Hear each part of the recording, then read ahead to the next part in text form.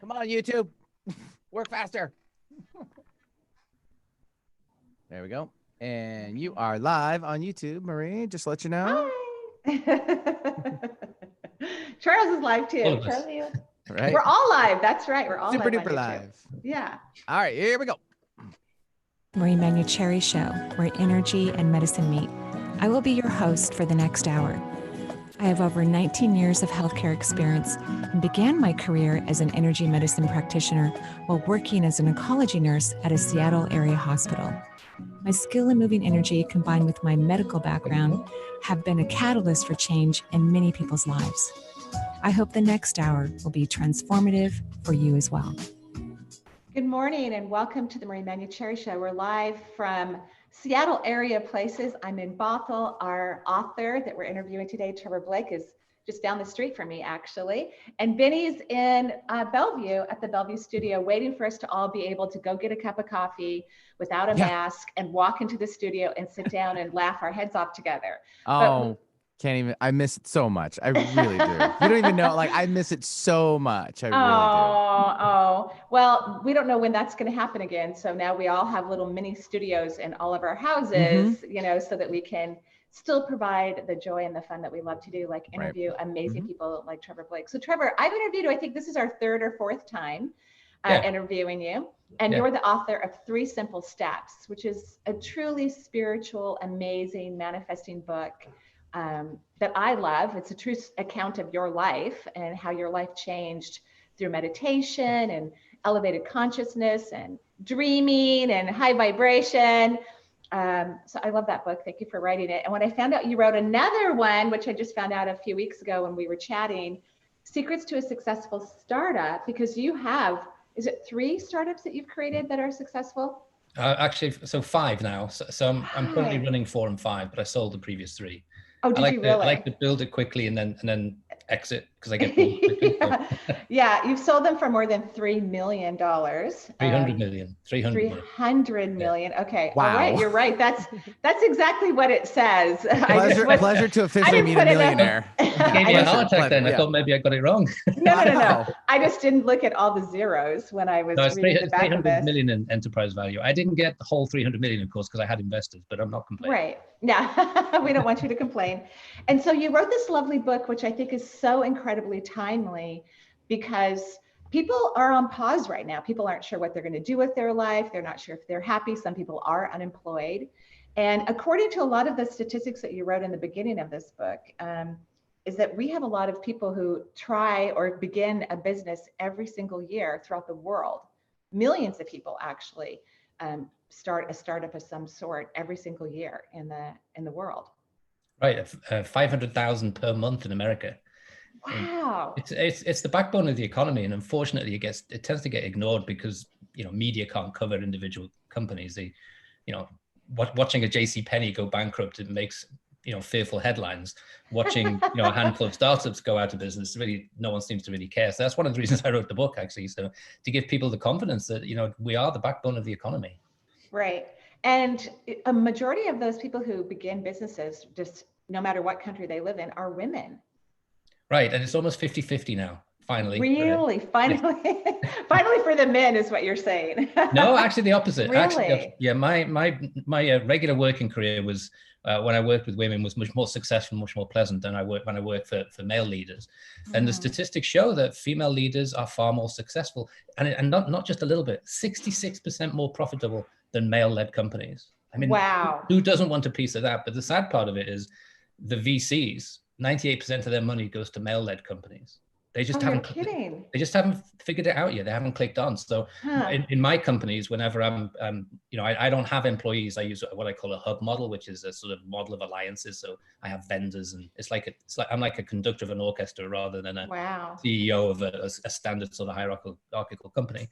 But when I'm picking vendors, if I find a vendor that's female-led, I know that that's going to be a better experience for me than if I find a vendor that's male-led, simply because you don't get those ego pull all the time. And I think you know better than I do about this stuff, but I think the energy of the world is shifting from the sort of male, linear, slow energy to this sort of swirling, I know I'm not talking genders, but it's like yin yang, but this swirling female energy where everything has to happen faster. So you've got to be adaptable, and you've got to have strong intuition to make key decisions. So I think that's why these days female-led companies are doing so much better, because your intuition is stronger, and you're more in tune with it. And people like me have to catch up.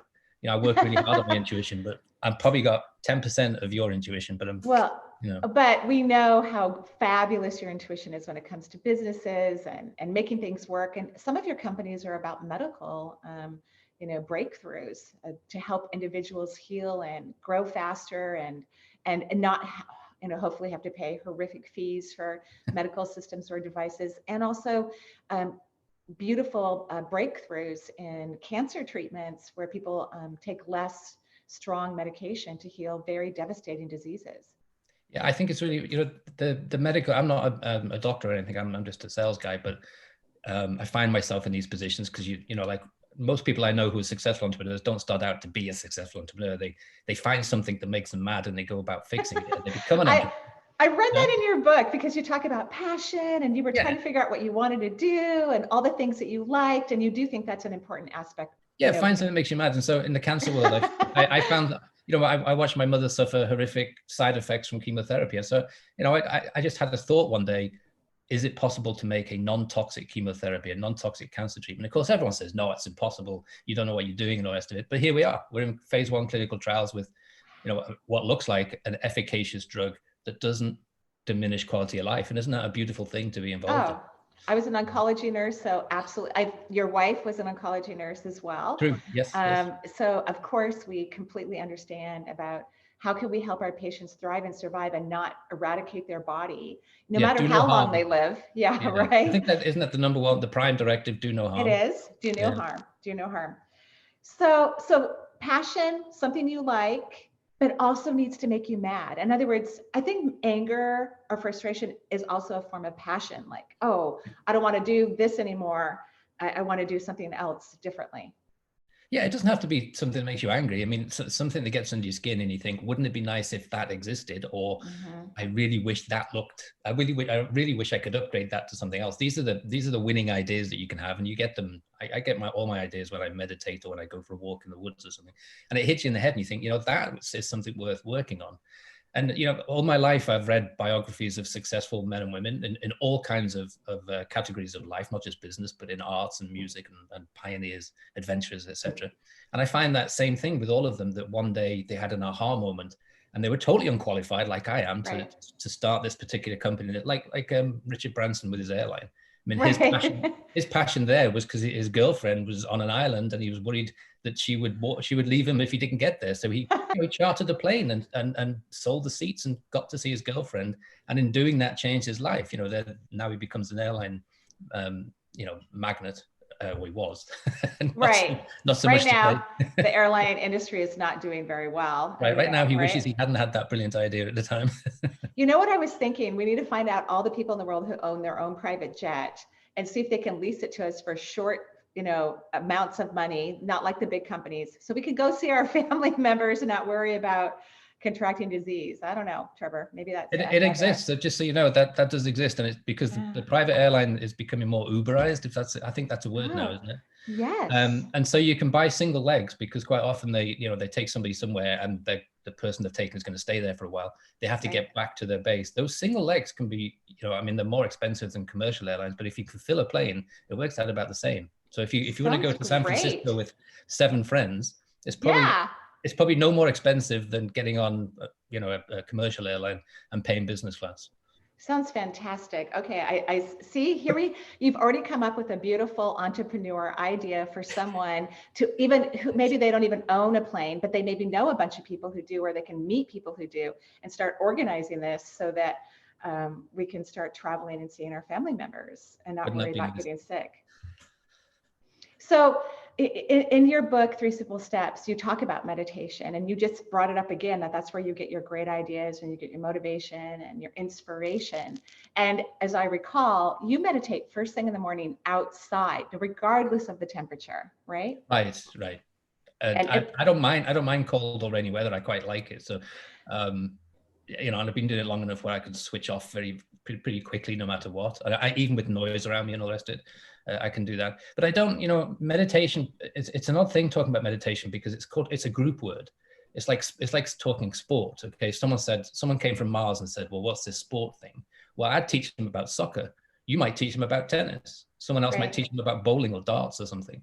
There's 1,000 sports, which in their core, I think, have the same sort of goals: keep fit, get some competitive exercise, and also get some stress out of your system. I think, you know, meditation is the same. There's 1,000 ways to meditate. So you just have to pick one that suits you.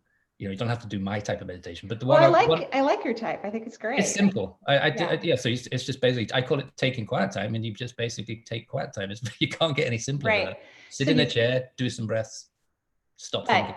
You can't pick up your phone first. You cannot answer any email. Okay, you could grab a cup of tea if you need to, because it's cold here in the Northwest at 5:30 in the morning or whatever is your wake up call. And you might need a heater next to you. I would need a very warm blanket to sit outside and meditate. But that's the key point too, is you've arisen from a beautiful night of sleep. You've recalibrated your energy system. You're in a high frequency. You don't want to watch CNN or read a headline anywhere before you head out. However you're going to meditate. That's why first thing in the morning is such a great time, because your energy is so expansive. Yeah, and I think once you break that, you know, let's say you're going to take meditation and your phone dings in the distance, it's very hard to leave that alone. It's very hard not to say, oh, I wonder who that was. Once you do that, I think it's really impossible to get back into the zone of meditation at that point. So I'm very, very disciplined. And one of the things that's in Secrets to a Successful Startup is the importance of, because I work from home, and so is the importance of separate devices for life and for business. So my office, I'm in my office now. This office is locked at nighttime. My devices, my iPad, my laptop, and my phone are all locked inside. So next morning when I get up, there's absolutely no way that I can be disturbed by anything electronic. So there's nothing going to tempt me. That's very smart. I have to do that because I'm the same as everyone else. I would be equally tempted to say, well, I wonder who that is. It might be important, you know. Right. So I've learned over the years never to watch the news, never watch headlines. So that's not hard for me. But the discipline of no electronics in the morning is pretty tough for a lot of people. I think it's a new habit you have to get into. Yeah, I think so. I think it's pretty tough. And of course, I have the excuse. I have 3 children and a granddaughter and 2 more grandchildren on the way. So of course, I have to have my phone by me, you know, which isn't really true because all of my children are married. They have spouses, you know, they have people in their lives to take care of them. So that's my excuse, but I need to work on that. In the book, you also talk about that one of the big mistakes that most entrepreneurs make is that they overextend themselves financially in the beginning. You know, you write in there, you don't need a super fabulous website. You don't need to have a bunch of employees. You know, you need to be smart. And most importantly, you write, you have to be flexible because you don't know exactly what your customers are going to need for you. Even though you've got a great business plan, you need to start working slow, you know, maybe not with a lot of expenses, and allow yourself to become aware of what the need is and how you can provide it based on being flexible.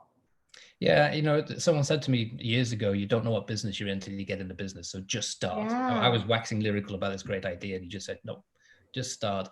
And I didn't understand that until I did start my first company. And I realized I thought I was going in a particular direction. I had this great idea. I knew I had a product I was targeting that I was going to get by the rights to. And I hadn't been in the business very long when someone came up and said, have you thought about this? And they had the rights to another product, which I'd never known about. If I'd still been doing the business plan, still been thinking about it, that would have passed me by. And so I found myself sort of almost pivoting and going in a slightly different direction. I started in the enzyme business and then found myself going in the B12 business. Wow. And you know, you can't imagine that, but that's what happens in life. So the key thing is to start. But you're right at the very beginning. I think because the entrepreneurial mindset is optimistic by nature, and we tend to overestimate how good we are, and we tend to overestimate how fast things are going to happen. So, right. No, it's so true. It's so true. Yeah. You know, so for that bumpy period, you need to make sure you either have to have enough capital to get through a couple of years, which I didn't and very rarely do, or you need to structure your company in a way that you can ratchet up or pull back without the pain of having to let people go and all of that. That's why I don't have an employee model, because you know, most entrepreneurs I meet, they come from the corporate world and they immediately do what they did in the corporate world. They start hiring people. What a waste. Yeah, they hire an assistant, you know, straight away. Which, I mean, you need an assistant for your business. But I did it right away. I'm so surprised you don't have an assistant, by the way. I'm very surprised by that. But yeah, I didn't have an assistant for probably the first 5 years. So the last 15 years I've had an assistant, but I even scrolled back to part-time a couple years ago. Right. And now that we're getting busier, that's like not exactly possible, but that's the element that you're talking about, is flexibility. Right? Yeah, and adaptability. The world has changed. The business world has changed so dramatically in the last few years, and that's going to continue for the next 4 or 5 years. I mean, you know, the average life of a company in the 1950s was 75 years.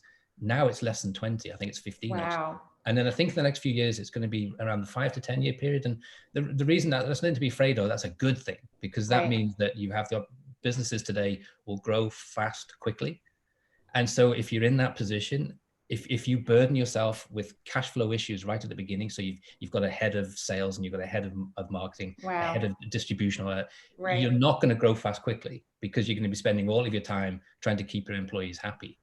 The beauty of the business model that I have that's in the book is that the business runs itself. Right. If I go away on vacation for 2 weeks and come back and I'm thinking, oh, hope everything's okay, they haven't even noticed I've gone. I like this business model. This is fabulous. I love it. I love it. I love it.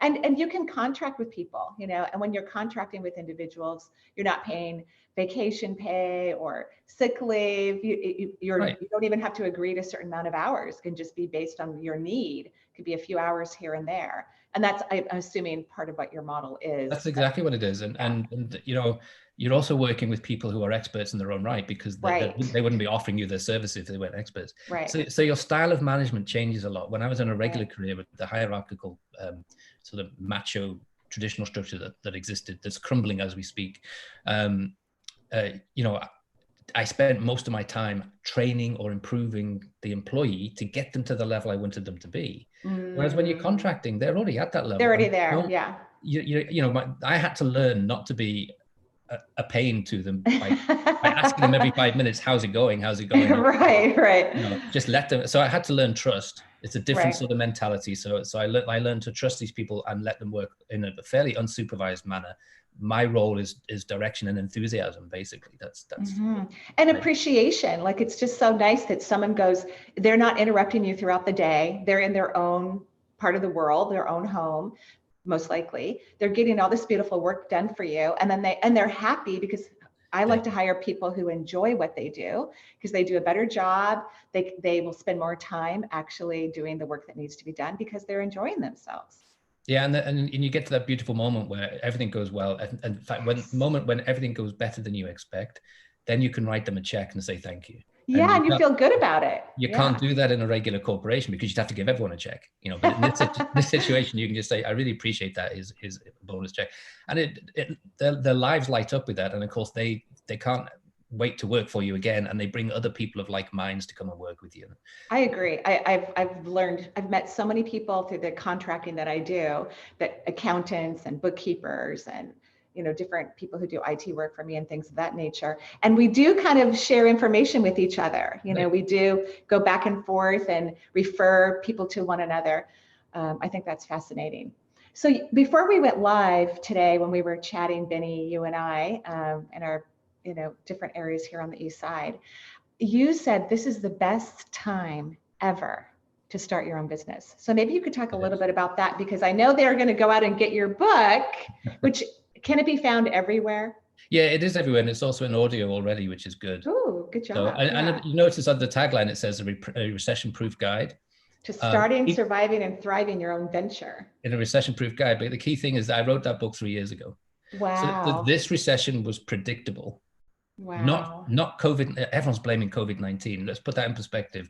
5 million people are infected. Okay, there's 7 billion people in the world. That's 0.0007 of the population. So smart, yeah. There's been infected. So it's horrible and it's bad, and I don't want people to suffer that way. But keep it in perspective. Okay, COVID is not causing recession. It's probably triggered a panic, which is adding to the recession. What's causing the recession is corporate stock buybacks, which went on for the last 10 years. Basically, corporate greed.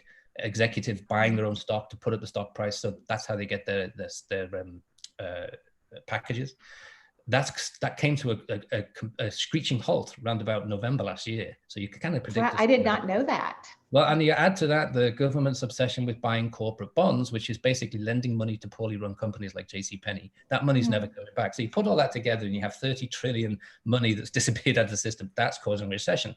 That's a good thing. Okay. I agree with you. You shake your head at corporate greed and all that stuff, but it's the best thing that can happen in the startup world, because when things are going really well and you're a startup, no one wants to talk to you because they don't need your business. They shut the door in your face. But in a recession, the same people open the door and say, sorry, I was a bit rude to you earlier. Come on in, have a cup of tea. What can we do? Can we work together? Right. And it's a completely different mentality. So you have the power for the first time. And this recession, I think, is going to go quite deep in probably 2 or 3 years. Right. And we're also moving away from traditional structures. There's a tsunami of people moving into self-employment. That's what we want in the startup world. This is perfect for us. And so there will be millions of ideas that don't exist today that will exist over the next 2 or 3 years to replace the JCPenney's, et cetera, of the world. And JCPenney's was old. It was a dying dinosaur. I mean, hello. I'm surprised they didn't shut their doors 10 years ago. And it was, and if you do a forensic investigate. I do this for my website. I have a membership of entrepreneurs. And so I do forensic sort of investigations of companies that go out of business, because you can learn from it. Even though we're small and they're huge, we can learn from it.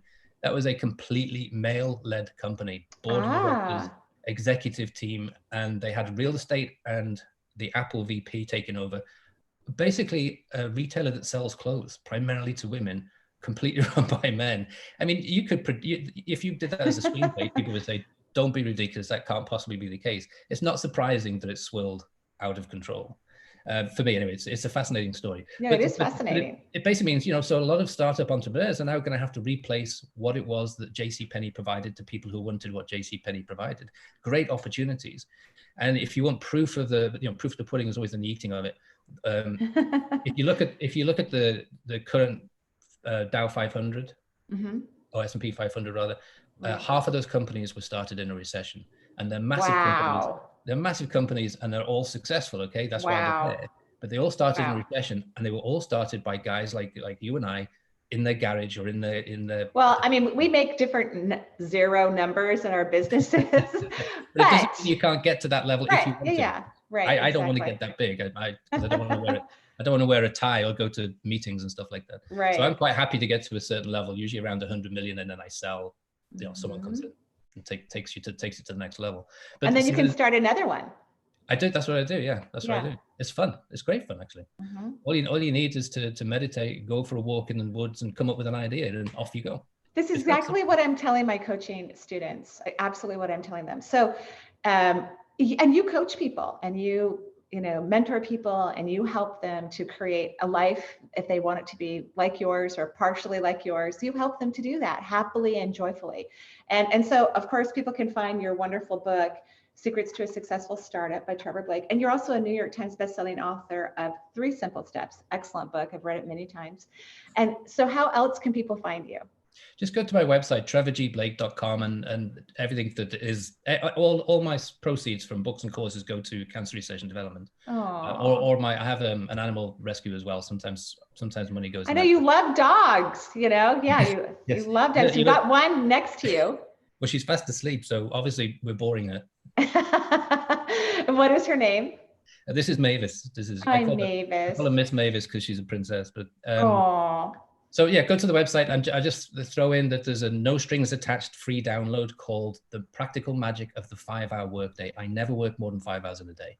Perfect. And so I split my day up between dedicated work periods, dedicated off times, like going for a walk with the dogs. Right. Where the magic happens, where those right. come. So it's all about that. It's about how to change your mentality to start to, and the reason for it is I believe that success and life balance go together. They're not mutually exclusive. Right. Because most entrepreneurs I meet are working 14 hours a day, but they're on their 3rd marriage. That's not that's horrible. That's why I haven't remarried. No, so you want balance. You want to be able to have a good life, and that's why we do the latte runs every day. I get in the car, I may put on a mask. I definitely have my sanitizer, which obviously may be over necessary. But I go and get lovely treats for Courtney and I get to have a moment out. Sometimes I bring Charles, he gets a treat too from the barista.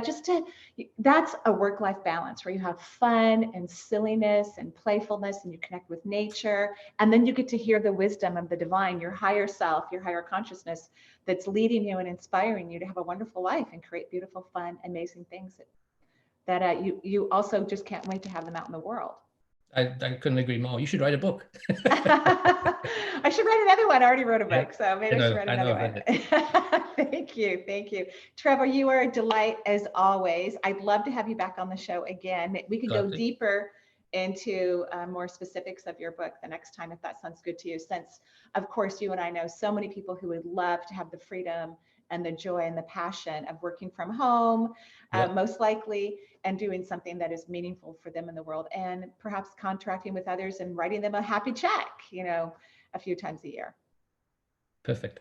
Okay. Thank you, Trevor. Have a lovely day. Blessings to you and your family. Thank you, Marie. Always a pleasure. Thank you. Bye-bye.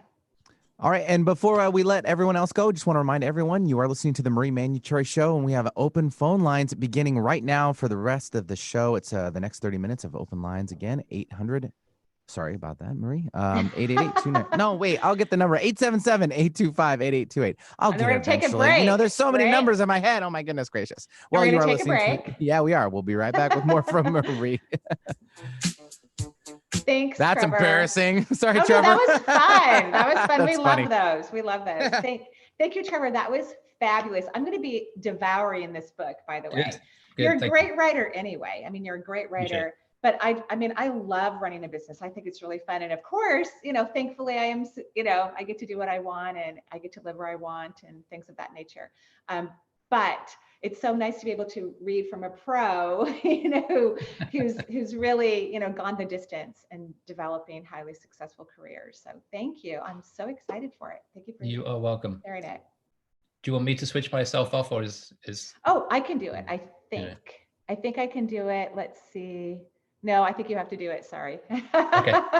Okay. Thank you, Trevor. Bye-bye. Bye. Appreciate it. Yes. Thank you. Have a great day. Benny, are you still with me? Oh, I know. You're taking phone calls now. Wasn't that fun? He's just so smart and friendly. Trevor had a very humble beginning. His story, 3 Simple Steps, is very fascinating. He grew up in the London area. I can't remember which province, so UK. I met his wife while his mother was getting, really intense cancer treatments for years and years. Yeah. Yeah, she was an oncology nurse. Yeah. So I'm talking to Courtney. For those of you who can't see Courtney, she's in I have 2 offices in the room. So unlike Trevor, I don't have to lock my office. I probably need to shut down my devices. I don't do that. But I have my personal office at the very other end of the house, so you can't see it when you're in the kitchen. And then Courtney's office is about 20 to 30 feet away from me right now. And I rarely go in there. Sometimes I do, because the light that comes in that room is amazing. But I probably need to lock down my devices. I think Trevor's onto something here. I know he is, actually. So Benny, just let me know when we go back live, of course. I'm here. Sorry, I'm just. Yeah, no, you're busy. You're taking phone calls. I feel like I got busier when you left. It's like, this is what? Like, come on. Well, my work got busier. So yeah. Well, I guess it's a good thing on both levels. No, it is a good thing. I like to be busy. So that's really nice. And Courtney likes to be busy. So that's really nice. So together we're all having fun being busy. So that's really nice. Right? Together. Yeah. I'm glad you're liking the headphones, by the way, too. I still can't hear myself the way I can in the studio, but it's 1,000 times better. So I'm thrilled. We need to bring your headphones up then, because I know you really like them a little bit jacked up. So I think it's just it's not you that. Sure? It's like I can't. When I'm in the studio, I can actually hear my voice. Well, maybe I don't know. Give it a try. Maybe that is. But that's the other thing. It's your headphones and the microphone. So like you're not using an in studio. Oh, you know what I mean? Yeah. I see now. Okay. Does that, because I feel like I'm yelling more than because you're not hearing yourself. So you need to bring your stuff up. Okay, I took it up as loud as I can. Okay. So we'll start hopefully hopefully that'll work. But it's better. This is like 75% better. Yeah. All right. Here we go. Okay. Get down on it. Get down on it. Come on in. Get down on it. And welcome back to the Marie Manuchehri Show. We're live here doing disco dancing thanks to Benny's astute music picking, which we so well, thank you. appreciate. Yeah, it's very true. And we just had fun talking with Trevor Blake. He's Amazing. lovely, Super lovely cool dude. guy. I know Yep. we're going to have him back, once I've really devoured his book, so I can ask him some harder questions. We'll have him back on the show. He's just such a lovely human being. And I love that he loved his mother very, very much. He just adored her. Came from this very big family that was actually quite poor. There's a funny story. It's all in 3 Simple Steps. They actually used to live in houses that were abandoned, believe it or not. So it's very fascinating that now he's this gazillionaire. So we're back on there you are, Benny. I couldn't see you for a while. The only reason why, so just because we're all doing Zoom and Facebook Live and all this other stuff. So during when you do a personalized interview with a guest, there's a 3-shot and it kind of messes up the, when I transmit it. So I go to a 2-shot between you and the guest and I remove myself. And then when I'm back in or on the show, that's when I go back on my camera. I'm like, what's up, everybody? You can see me. Like, hey. I like the yellow shirt, by the way. It's Thank you. really pretty. Yeah, bring them back. Sonics, Love they're not going to be gone. I've got to. Do you think they're going to bring them back? I hope someone, it would be an investor. That's kind of like what the last few years have been. I'm not going to talk sports very much on the show. No, I know. Well, that's because one of my daughters, of course, was it Peyton? Was he like a Sonic person? Gary Payton, yes. Yeah, he was the glove. All right, because Mariam, my oldest, used to wear a Peyton jersey. Sweatshirt, jersey, tank top. It was her clothing that she wore all through early adolescence and even younger. So I want the Sonics to come back so that I can watch my baby's face sitting, hopefully in a really good seat that I hopefully can afford, and take a picture of her crying as, of course, Peyton's not playing anymore. But I think the area could still use or deserve a professional basketball team again, just because the previous owner kind of took it away from the city. And, unfortunately, in the last few years, we had the talk about trying to build a new stadium. And then they're like, no, we're just going to, revamp it. And they are doing that. They're doing great. But there was a big complex situation and like hedge fund guy. And he's like, it's all about money. It really is, just to get him back. Sure, of course. So someday we hope. And then it's up to the NBA to choose and decide or to bring in. So it's a franchise deal thing. I talked about it earlier, and I don't really want to get into it, but they can't just create a new team without approval from the NBA. But then also other teams are willing or will be willing to be moved. So then that is another possibility. Oh, this is just crazy. It's like I know. It's like this big corporation. So before we go to our phone calls, and I want to thank everybody for waiting while we interview patiently Trevor, I can answer I just want to say, first of all, I'm loving online classes, super fun. We have 2 more weeks of we have this week and next week of You Got This. It's been very successful, super fun. People are loving it. I'm either going to do another 4 weeks of the same material, or I could do a volume 2.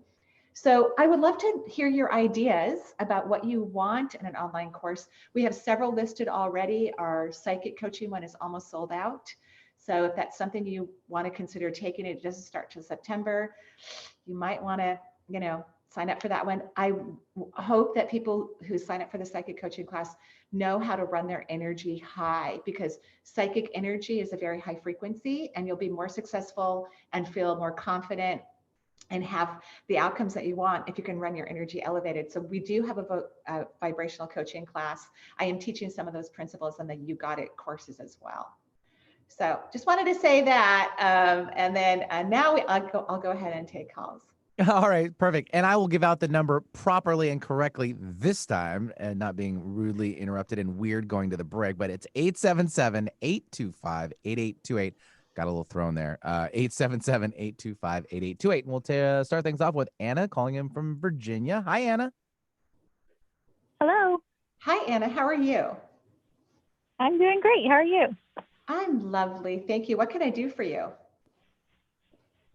Well, I am calling today because I was hoping that you could give me some insight into what I should do for a career. Did you listen to Trevor Blake's interview before we went live? I did. I loved it. Great. I know, wasn't he's just so lovely, such a lovely human being. So make sure you go out and get this book. I'm going to be devouring it this weekend. I read part of it, obviously, for the interview. But 30 minutes isn't very long, so you kind of have to focus on one chunk at a time when you're interviewing someone. Okay, but do you know what you want to do? Do you have an idea about what you want to do? No, I do not. Okay. I like a lot of different things, and that's why it's really hard to choose. I also will get into things and I'll be super excited, and then I get tired of it and put it aside and go on to the next thing. So I actually think, and we're talking about this in my vibrational coaching program, we have been talking about it. I actually think that's a form of self-sabotage, because a person can do multiple things. It doesn't mean you have to have a profession in every single one of them, and starting something and getting excited and then having it fizzle away. This is all a lack of self-love and self-appreciation and self-value. So that's what you have to work on, in my opinion. Does that make sense? Okay. Yeah, so I want you to work on that. So give me a list of the 3 top things that you love. The 3 top, not 10, 20, but 3 top.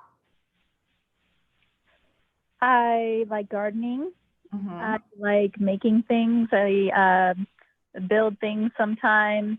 Like what do you build? I do crafty things. I paint. Mm-hmm. And what do you build? What are some of the things that you build? I built a chicken coop. Nice. Yeah. I build furniture sometimes. Yeah. Whoa. I think that's your career path, by the way. Mm. I really do. Really? I really do. You love it. And I was listening to everything you said. I like to garden too, but I mean, we all know now I have someone who helps me in the yard move all the hard stuff, like Not Charles. and not Charles, right? Charles loves to, but he likes to dig it up. He destroys the yard. Yeah, he really does. He really does. So I no longer want to spread, 4 yards of bark any longer. So I hire someone to do the big stuff, who loves gardening, at least I think he does, as much as I do. And then I buy bags of things to fill up or, move around, and everything's like nice and pretty. So that's how I felt about your gardening. I mean, you're an intense gardener. You love to do it, but you like to build things. You like to see the finished product, and the things that you build, you actually do finish it, which is amazing. Would you agree that that's true? Yes, it's difficult for me sometimes to finish things because I'll get frustrated with them and they're not doing what I want. But I make myself finish them. Yeah, it's lovely. So I think you could even this is an idea, and notice when it comes to making things, or whenever you make a decision about what it is that you want to do, don't get stuck in just one area. You have to be flexible. So chicken coops, I think you should start an online business and start making chicken coops that maybe they can be delivered fully intact, or you break them down with simple instructions that people can put together, because people all over the place have chickens in their backyards, which I think is kind of gross. Personally, I just don't want chickens pooing on everything. So I like the neighborhood I live in. You cannot have a chicken coop in the backyard. HOA. Right, you have HOAs, right? So you can't do a lot of things either. You can't change the color of your house too significantly. You have to get permission, stuff like that. But there are a lot of people who love to have chickens in their backyards. So, and on top of that, you make beautiful furniture. I could see beautiful chairs. I think you should make and this would be something you could design because you love metaphysics. Make a meditating chair or meditating cushions, meditating beanbag chairs, whatever, so go ahead and be flexible in your building career and get started. Okay. Okay. Are you okay with that? Because your okay didn't sound very convincing. Well, I have another question. So Okay, I'm a licensed RN in Virginia, but I've never actually worked as a nurse. I've been at home with my kids for 5 years. Yeah. So I'm a little bit concerned about going into that field. Is that something that you think I should do that would make me happy? The only way something else in healthcare? Yeah, the only way I think you could do it, and then you could do it part-time if you want to, is if you become a nurse practitioner and you have your own business, cute little place on your property. You see a few patients a day or a week. That way you could do it. But I just think you're just going to have way more fun building furniture right now. I think there are other ways that you could help people that are, especially with your RN background, that will be more consistent for you. But I don't think you also want like a huge business right now. You want something flexible and fun, and you don't want to be tied to it. Is that true? Yep. Yep. Okay. So later on, maybe more coaching or even intuitive, or you could study some nutrition and you could do nutrition type things all on your same property while you're building chicken coops and meditation chairs. I just think it super fun. Doesn't that sound like fun? Yep. Okay. All right. So get to it. And thank you so much, All right. Anna, for calling. It was a pleasure chatting with you. I think she has more of the passion for that too. I can sense it more. Yeah. Right? Yeah. The building things. The build and you know what? You don't have to change it. One of the things I didn't say, although Trevor, I believe, indicated it, and it's in his book, don't spend a ton of money on a website. I'm about to update my website. It's been 10 years, 10 years that I have done very little to update anything. Of course, I got the estimate about what it's going to cost to update a website after a decade. It's like, oh, okay. But 10 years is like a significant amount of time. And now we do all these online things. So we need a different hardware, whatever you would call it, coding in the back of the website so we can get things really flowing regarding that. So do not invest. I always tell people that I am coaching about their business, because I don't coach people to be coaches. I coach them to do other things. But I tell them, don't even start with a website. I didn't have a website for years and years and years. And it's not necessary. Business cards, sure, hand them out. Start a Facebook page. Get a one-page website if you need to, that you can build yourself. But don't spend a lot of money. It's not necessary. Perfect. Great away. Okay. 877-825-8828 is the number for the Marie Manuchehri Show. And we'll take now Samantha calling in from New Jersey. Hi, Samantha. Hi, how are you? We're good. We're great. How's New Jersey? How are you doing? Oh, fine. Oh, good. Wow. I'm a stay-at-home mom. Oh. So Yay. We're happy for you too. We are so happy for you. We're so happy you're okay and you're having fun with your family. And basically your life hasn't changed, except for depending on the age of your children, you might be homeschooling now.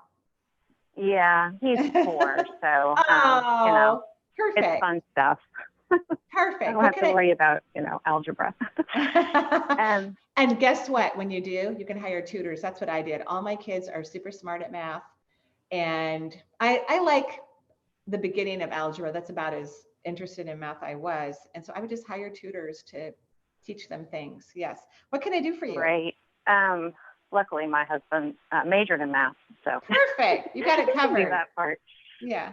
But I'm calling about my doggie. Okay. He's not a doggie anymore. He's 12. And I Mhm. called you about him before. He's got a spinal tumor. Okay.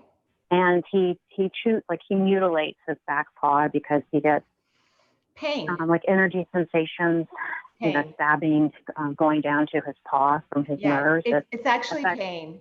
I'm going to say it again. Pain, because you keep using different definition. What did I say last time when you called, and how long ago was it?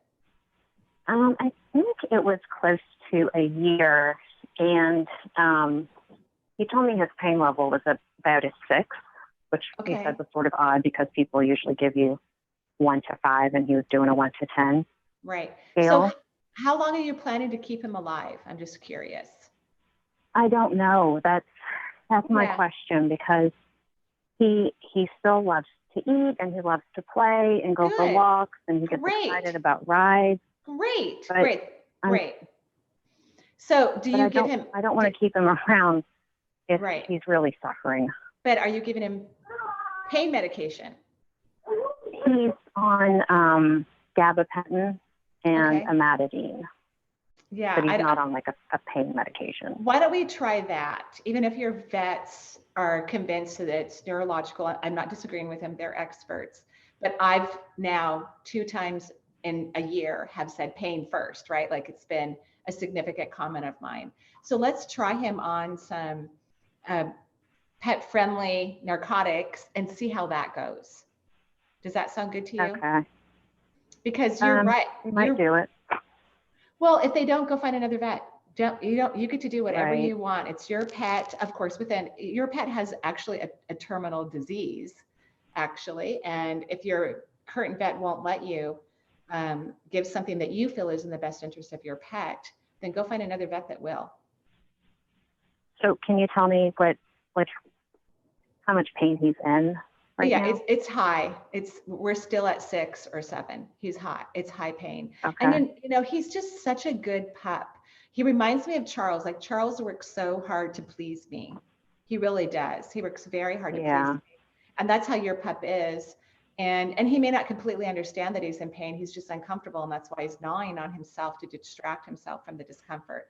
So let's try narcotics. If the narcotics work, great. If they don't, then I would consider, have you tried acupuncture yet? I haven't. Yeah. He like ate a bandage and stuff a year ago, February. He had to have surgery, and then he had another bandage and had to have it scoped out, and we're still paying off all of that. It's expensive. So, yeah. Acupuncture is just Of really, course. Yeah. You know what? I'm going to send him a whole bunch of love and energy today. I'm going to work on him a little bit today. Thank you. You're very, very welcome. And I know, right? yeah. And then, so if the narcotics don't work, then I would sit down and talk about a plan about when it's time for him to go, and use your intuition. Animals really, they're not concerned about death like we are. They know that they're going to go to a high vibrational place. They know they can come back when they want to. They're not humans analyzing and processing death like we do. And maybe just sit down and start having a chat with him and use your intuition and let yourself hear whatever he might be saying to you. Because if he's saying, I'm fine, it's okay. Or the other ways you might hear him say, yeah, I'm kind of ready to go, Right. Okay. Okay. Well, thank you very much. You're welcome. And thank you for calling. And I will be sending him tons of love and energy today. Yeah, thanks, Sam, so much for calling from New Jersey, and say hi to your beautiful son there. I heard him in the background. It's adorable, like basically. Adorable. Right? I just love the sounds. Can't love miss it. that. Me too. Love I it. know. All right, so 877-825-8828 is the number for the Marie Manuchehri Show. We'll take now Maria calling in from Mercer Island, local gal. So, hey, Maria. Hi, thanks for taking my call. Of course, Maria. What can I do for you? Well, I was wondering if I could get a general reading. I'm feeling very stirred to move into something else, to do something else. Yay! Good.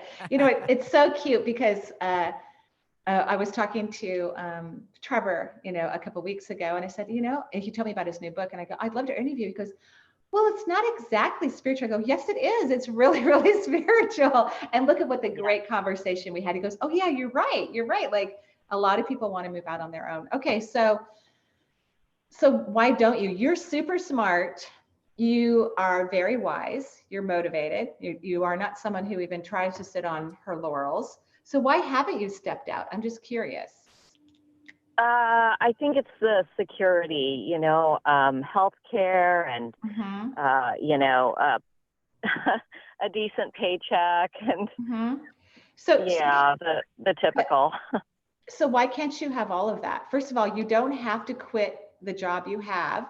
You could start by growing your business on the weekends. You could start by eventually going part-time. I did, I went per diem. I was part-time and then I went per diem. So I was on call with the hospital, and they would call me every week and say, do you want to work more hours or how's your schedule? And then I would say, oh, sure, I'll take more hours, or no, my schedule's great. So there's ways that you can do this. And actually, most people who are successful in their entrepreneur work make more money than they did when they worked for a corporation. I can attest to that. I make many times more money than I did as a registered nurse, who I think get paid well. I mean, I think they should get paid more, but they do have a nice income. So I want you to know that your thoughts about this are irrational. They're not based on fact. They're based on what I would call human consciousness, which is not an accurate perception of what's available to us. And that's why that's also one of the reasons why entrepreneurship, when people fail, is because they fail because they stay in fear and worry and doubt. You already have your plan B, which is great, the job you have right now. You have a plan B, which is really great. I have a plan B. I could go work in a hospital. I'd have to take some refresher courses, but I could go work in a hospital. I could work in a clinic. I could I could go back to school and get more education in the field if I want to and do more things independently. But you have your plan B. Yay! That's amazing. And now you want to make your plan A. So you're super smart. I don't even have to tell you what to do. You're super smart. I just think you have to start doing it. Do you agree? I don't know that I agree with the super smart part. Oh, you are. You are. And so do you have an idea of what you want to do? I know that I want to work interpersonally with people or animals. Great. So let's get going. Start doing it. Start practicing, start having fun, start seeing what's happening. And remember, according to what Trevor wrote in his book too, remain flexible, which I think is so important. Before I started to do online courses, I began doing Zoom appointments with clients because they asked me to. I did phone for years. And so I started doing Zoom. And then it took us a while. The assistant I had for a period of time didn't know how to get us online. And I absolutely did not know how. So I could have just given up and said, oh, I can't do online classes, it's too hard. But I didn't. I just kept asking questions, and then I hired different people, and then they figured it out for me, which was wonderful. So I think you just need to, like he said, don't wait, just get going. You don't have to quit your job, just get going. Magic has this incredible ability when people are aligned to their higher self, the world becomes very magical for individuals. The universe wants everyone to be happy and fulfilled and inspired and experiencing joy every day. So if you start to invite that in your life, you will be supported and cherished and cared for and beyond anything you could ever imagine. Okay? All right. Thank you. Yay. Thank you. Thanks, Maria. Yep. Before we go to our next person, I just wanted to say that What If cards are out now. We just got them. They're selling pretty quickly. So if you want them before we, order another batch down the road, you definitely want to go to the website. Yeah, the holidays aren't very far away, right? It's true. The amazing Stocking power stuffer. of What If cards. Yeah, they're super fun. My artwork is on the front and on each card, and then on the inside of the card are what if questions. Here's one right now. I'll just say it. What if there's magic everywhere I go, communicating to me all that I wish to know? And there's another little phrase underneath, but I'll go ahead and answer a person's question instead. Sure. That's we got a couple minutes left in the show, so we'll take now Okay. Shannon. Shannon's calling in from New Jersey. We got some hi, Jersey Shannon. hands. Yeah, hey Shannon. Hi, Hi, how Shannon. are you? I'm so happy to be talking to you. Oh, wonderful. What can I do for you? I'm actually just looking for a general reading, and I am curious about my spirit guides. Okay, you have a lot of spirit guides. I could see why you would be curious. You have 11. So, wow. I know and 11 is a very auspicious number. It's actually fairly balanced. I mean, there might be like 6 masculine energy and 5 feminine energies, but it's pretty balanced, your guide group, in terms of male and female energy. Your guides, a lot of them are hysterical. They're like clowns. They're funny, which means that you do best with humor. That's a great way for you to learn. It's a great way for you to de-stress. Does that make sense? Yeah, it does. I tend to deal with a lot of things with humor. Yeah, it's really good for you. And guides are always emanating based on their appearance, their personality, their skill set. They're emanating to us, reflecting to us what we're capable of and what we are meant to accomplish in this lifetime if we choose to. So your guides are funny. They're all very youthful. They're like on the 30 something. There might be someone closer to 40 or 50 if we were to look at chronological aging and whatnot, but very young, vital, high energy, funny beings. So are you like that in life? Do you let yourself have a life like that? Yeah, I think I do. I like to have fun. I love people. So yeah, that makes a lot of sense. Good. Have you thought about being a comedian or anything like that? No, only because I can be kind of shy in front of people. But that could just be a belief, right? I used to be very shy, and now I'm a ham. So that was just a belief I had, or at least I think I'm a ham. So I want you to consider that. Maybe write some comedy and maybe do it in with some of your friends, or make a video of it and start sending it out. I think it's definitely a trailblazer for you in terms of opening up other opportunities for you. It could even be something that greatly changes your life. Oh, wow. Great. That's so interesting. I know, it's never what you think. That's one of the things that I think is so fun about the universe. It constantly is surprising us, constantly. Yeah, and I really need to be surprised right now because I feel like I've had a real like lack of focus, especially with everything that's going on. Yeah, and try to just think of this, we're having a pause in the human race and we're all rebooting. And that's what's happening right now. We're taking a pause so that we can reboot and show up differently. Okay? Okay, yeah, thank you. You're welcome. Thank you so much. And I want to thank everybody for listening to the show.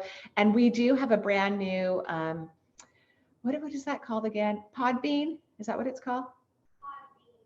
Podbean. Yeah. So we have a podcast page, a brand new one. You can listen. All of the shows are up there. It's really fun. It's really easy to work. Every time someone downloads, it tells us where you are in the world even, which is exciting. We've already had over 3,000 downloads, and it's only been up for like a week or so. So we're very excited. And we're also on Spotify. So if you want to go to Spotify and listen to the shows, you certainly can. We love that you do that. We love seeing it go around the world, and we hope that whatever's changing in your life from these shows, that it affects you in a beautiful and positive way, and you get to live a magical life that you truly deserve. So Marie, that was Podbean, B-E-A-N, Bean. correct? Right, like a green bean. I don't, Courtney, can you give me your Could first be. again? Should be. Am I saying it correctly? Podbean? Yeah. Yes. Okay, thank you. Yeah. I can't Perfect. see the screen is so big. I can't see her face all the time. Yeah. Okay. Thank you, everybody. Thank you, Benny. Thank you, Courtney, for all your help, and joyful blessings. Bye-bye for now. Nice job. Thank you. That was fun. Yeah, Podbeam. Yeah. Thank you. Bye, Benny. All right, bye. Okay. I guess I was saying Podbeam.